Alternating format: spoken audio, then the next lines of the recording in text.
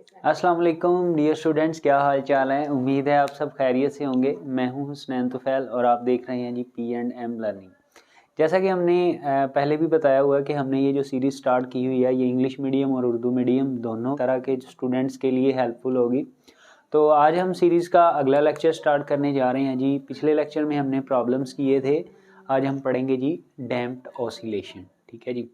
एक प्रॉब्लम जो पिछले लेक्चर का था, सिंपल पेंडुलम के टाइम पीरियड से रिलेटेड जो एक प्रॉब्लम था 10.4, वो भी इंशाल्लाह इसके साथ ही करते हैं लेक्चर के एंड पे। वीडियो शुरू करने से पहले गुजारिश है आपसे कि आप इस चैनल को सब्सक्राइब कीजिए, लाइक कीजिए और जितना चाहे शेयर कीजिए, ताकि ज़्यादा से ज़्यादा हम बेहतर तरीके से आपके लिए वीडियोज़ लेके आ सकें। ये एक सीरीज़ हमने स्टार्ट की हुई है। इंशाल्लाह बहुत जल्द हम अपना कोर्स कंप्लीट करने के बाद आपको जो ही एग्ज़ाम्स आपके करीब होंगे तो आपको फ़िज़िक्स और मैथ वगैरह की स्कीम के बारे में भी बताया जाएगा इसी चैनल के ऊपर, और आपको जो इम्पॉर्टेंट क्वेश्चन होंगे वो भी इंशाल्लाह इसी पे जो है ना वो बताए जाएंगे, और बोर्ड के हिसाब से जो important short question, long question होंगे वो भी इंशाल्लाह गेस्ट पेपर के तौर पर आपको दिया जाएगा। ठीक है जी। तो तब तक बने रहिए। करते हैं जी आज का लेक्चर स्टार्ट। हमारा आज का टॉपिक है जी डैम्प्ड ऑसिलेशन। ठीक है जी। इसको समझने के लिए आपको एक एग्जाम्पल को देखना पड़ेगा। मैंने यहाँ पे कुछ फिगर्स ड्रा की हैं, इनको भी एक्सप्लेन करते हैं। आप अपने घर में भी ये तजर्बा कर सकते हैं। हमने एक स्प्रिंग लेना है और एक स्प्रिंग को किसी मजबूत सहारे के साथ लटका देना है। ठीक है जी। तो एक स्प्रिंग लेके उसको हमने लटका दिया और इसके साथ हमने एक मैश को बांध दिया। मैश के साथ लटका के उसके साथ एक पॉइंटर बांधा है और वो पॉइंटर का काम ये है कि वो निशान लगाएगा। अब आपने करना ये है कि एक कागज़ लेना है, एक पेपर लेना है और उसको दीवार के साथ चिपका देना है, और ये स्प्रिंग जो है ना वो इस तरह से आपने लटकाया हो कि इसका जो पॉइंटर है जिसने निशान लगाना है उसकी टिप जो है ना वो कागज़ के ऊपर हो। ठीक है जी। अब जो ही आप इसको यहाँ पे ला के छोड़ेंगे, इसको खींच के छोड़ेंगे, तो ये कागज़ के ऊपर इस तरह से निशान बनाना शुरू कर देगा। ठीक है जी। अब आपने ये करना है कि जब ये निशान बनाना, हमें पता चल गया कि ये स्प्रिंग जो है ना वो ऊपर नीचे वाइब्रेट कर रहा है और उस कागज़ के ऊपर ये निशान बनाना शुरू कर रहा है। ठीक है।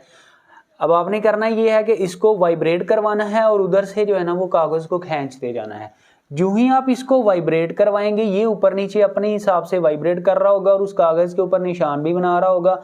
उधर से आपने उस कागज़ को खींचना शुरू कर दिया। जो ही आपने उसको खींचा तो उसके ऊपर इस तरह से जो है ना वो निशान बनना शुरू हो जाएंगे। ठीक है। तो इस तरह से जब हम ये वेव्स बना लेते हैं जो वाइब्रेशन से पैदा हुई हैं, तो वेव्स ऐसी शक्ल से हमें इस मोशन को समझना हमारे लिए आसान हो जाता है। ठीक है जी। अब जब ये वेव बनी है तो आप देख रहे हैं कि यहाँ पे जो मीन पोजीशन से लेकर एक्सट्रीम पोजीशन तक का फासला जिसे आप एम्पलीट्यूड कहते हैं, तो ये आहिस्ता आहिस्ता आहिस्ता आहिस्ता आहिस्ता कम होता जाएगा। क्यों कम होता जाएगा? क्योंकि ये जो पॉइंटर हमने लगाया है ना यहाँ पे, ये कागज़ और पॉइंटर के दरमियान फ्रिक्शन भी तो है ना, उस फ्रिक्शन की वजह से जो है ना ये आहिस्ता आहिस्ता आहिस्ता आहिस्ता इसकी वाइब्रेशन रुक जाएगी। ठीक है।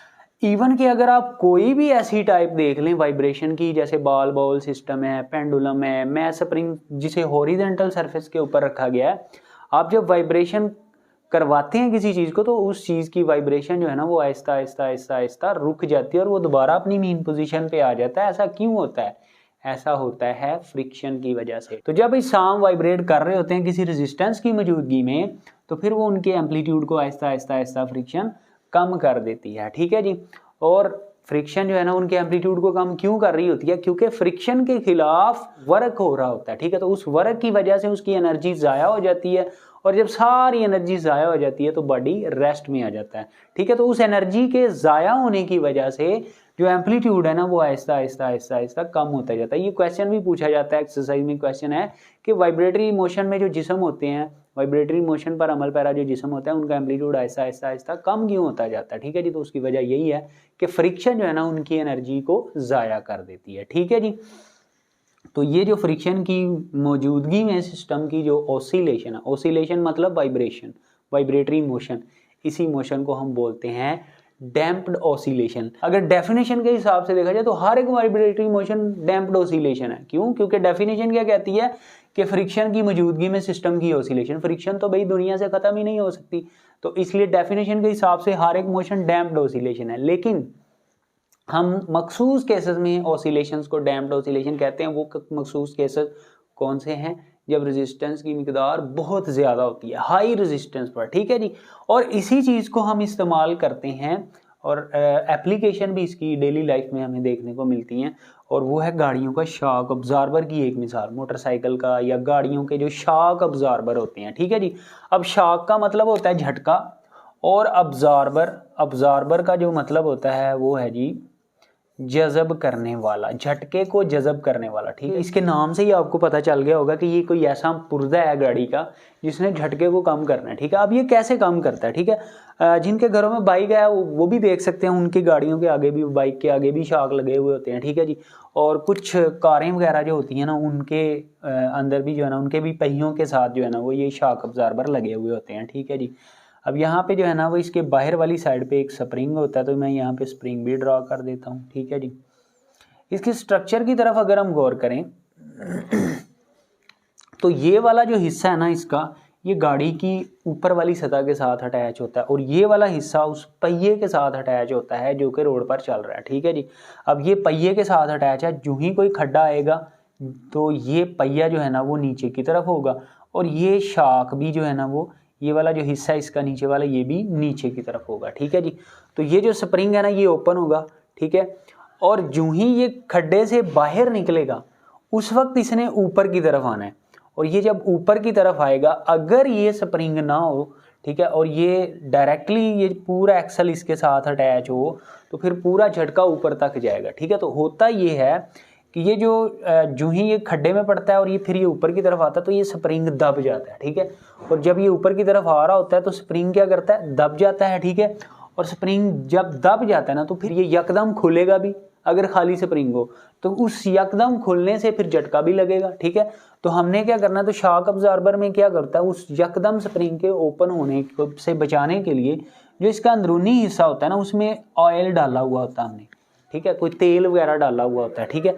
तो जब ये एक दफ़ा दब जाएगा तो अचानक ये नहीं खुलेगा, बल्कि वो जो तेल अंदर है ना वो इसे खुलने से, अचानक खुलने से रोकेगा, और ये एक दफ़ा दबेगा और फिर आहिस्ता आहिस्ता आहिस्ता ऊपर आएगा, और इस तरह से ये झटके के असर को कम कर देगा। तो ये लाइव एग्जांपल है हमारे पास शॉक अब्जॉर्बर की। अब फर्ज कर लें कि ये यहाँ पे ऑयल नहीं है और खाली स्प्रिंग ही है, और ये वाला हिस्सा जो है ना ऐसे वाइब्रेट कर रहा है, तो जो ही ये खड्डा आएगा ये दबेगा, और जो ही खड्डे से टायर बाहर निकलेगा ये फौरन ऊपर आ जाएगा। तो इस तरह से जो है ना वो झटके से बचाने की बजाय तो गाड़ी के ऊपर जो बैठा हुआ वो तो डांस ही करता रहेगा, ठीक है ना।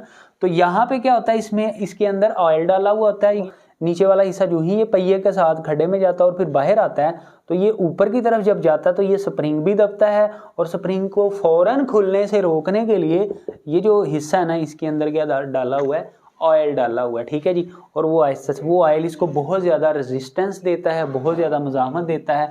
तो जब बहुत ज़्यादा मुज़ाहमत होगी वाइब्रेशन में तो उसी को हम क्या बोलते हैं, डैम्प्ड ऑसिलेशन। तो यहाँ पे हम देख रहे हैं कि ये किसकी एप्लीकेशन है, डैम्प्ड ऑसिलेशन की। इसमें से 3 शॉर्ट क्वेश्चन आपसे पूछे जाते हैं। सबसे पहले है जी डेफिनेशन, जो कि आपको पिंक शेडिंग में ब्लू शेडिंग में नज़र आ रही होगी, ठीक है जी।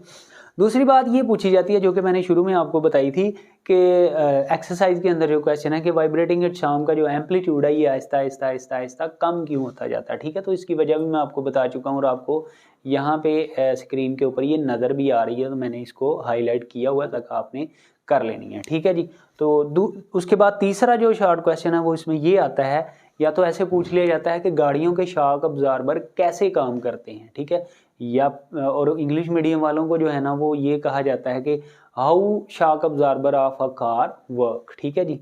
कार का एक शॉक अब्जॉर्बर जो है ना ये कैसे काम करता है। दूसरा, या फिर इसी क्वेश्चन को जो है ना ये ऐसे पूछ लिया जाएगा कि गाड़ियों के जो शॉक अब्जॉर्बर के काम करने का तरीका बयान करें, right the working of shock absorber, ठीक है जी। तो या फिर ये भी आपसे कहा जा सकता है कि डैम्प्ड ऑसिलेशन की रोज़मर्रा ज़िंदगी में एक मिसाल बयान करें, ठीक है जी। Give the example of damped oscillation in our daily life, ठीक है। तो इस तरह से ये 2-3 तरह से एक ही क्वेश्चन पूछा जा सकता है, और इसका आंसर भी आपको स्क्रीन के ऊपर नज़र आ रहा है, ये डेफिनेशन जो है ना इससे ऊपर वाला हिस्सा, ठीक है जी। तो ये था जी आज का आर्टिकल स्टूडेंट्स। अभी हम करते हैं प्रॉब्लम, जो न्यूमेरिकल हमारा एक रह गया था सिंपल पेंडुलम वाला, पेंडुलम के टाइम पीरियड से रिलेटेड 10.4, ठीक है जी।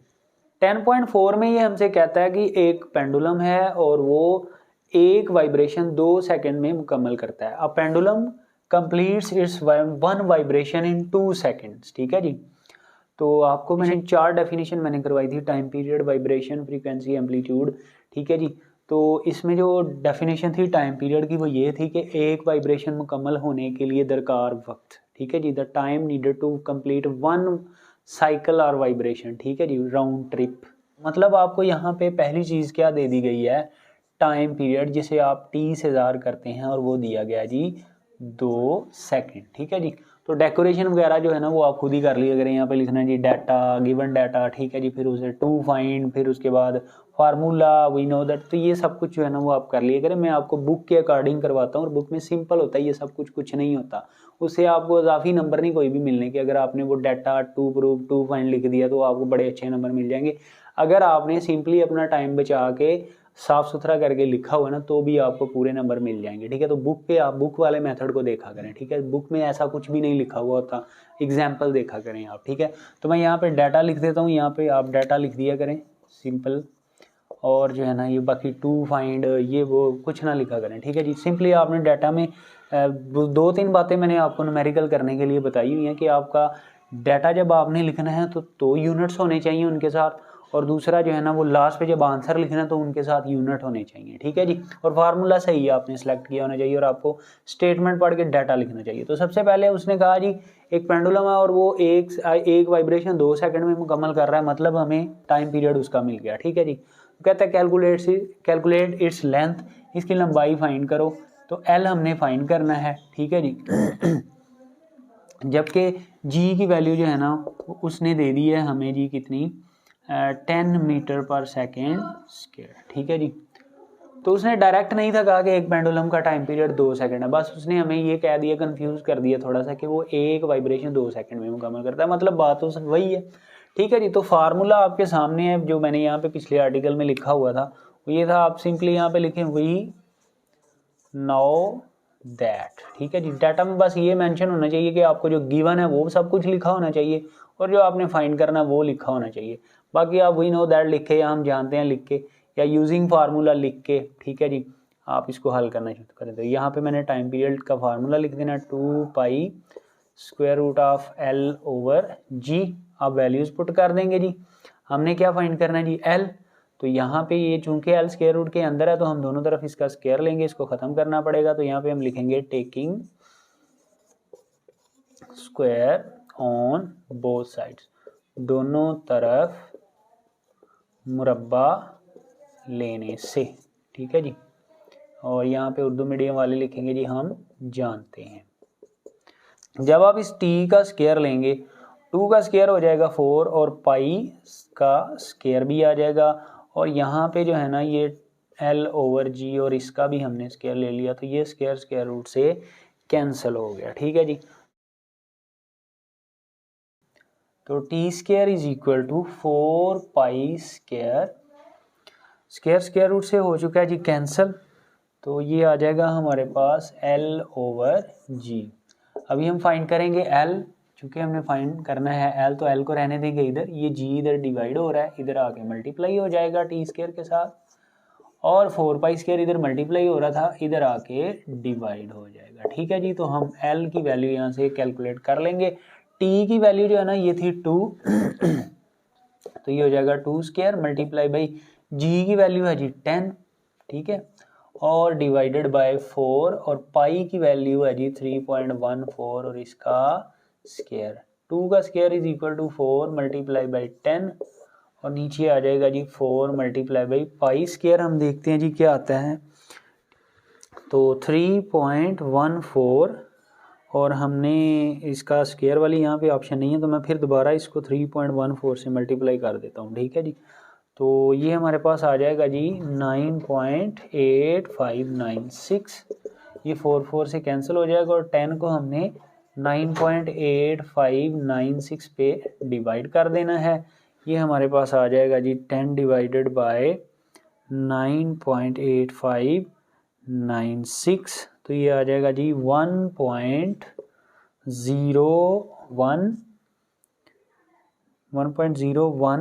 4, 6 इस तरह से जो है ना वो आ जाएगा, तो जिसको आप राउंड ऑफ करके 1.02 भी लिख सकते हैं।